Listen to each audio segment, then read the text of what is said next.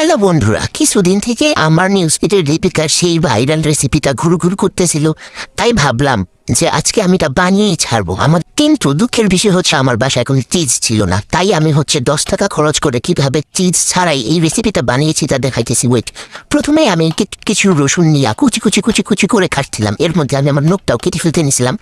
যাই হোক, পরে অনেক ব্যথা করছে, তোমরা সাবধানে করবা এই কাজটা। তারপর একটা বড় দেখে মরিচ নিবা, মরিচের মাঝখান দিয়ে ফাড়া করে মাঝখান থেকে বিচিগুলো ছাড়িয়ে নিবা আর কি। তারপরে যে দেখো আমি কতগুলো নিছি, আমার তো যারা ঝাল লাভার আছে তারা এতগুলোই নিবা, আরও বেশি নিতে পারো। তারপরে এই চিজ চিপস এটা দিয়েই বানাইছি, আসলে 10 টাকা খরচ হয়েছে এই চিজ চিপসের পিছনে। যাই হোক, তারপরে 1 কাপ পানি দিয়ে একটু পানিটা গরম করে নিয়ে রসুন দিয়ে কতক্ষণ লাড়াচাড়া করবা। তারপর পানিটা আর একটু গরম করা হইলে তারপর মরিচ দিয়ে দিবা।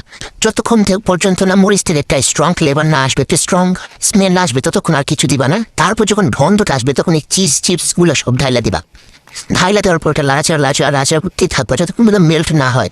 মেল্ট করা হইলে যতক্ষণ পর্যন্ত একটা থিকনেস চলে না আসে ততক্ষণ পর্যন্ত একদম গরম করতেই থাকবা।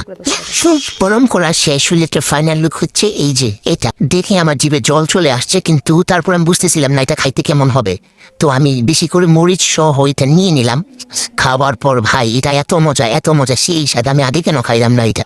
মানে পুরাই একটা র্যান্ডম স্বাদ। এর আগে আমি এরকম স্বাদের কিচ্ছু খাই নাই। এখন বুঝলাম কেন এটা দীপিকা পাদুকোনের ফেভারিট ডিশ।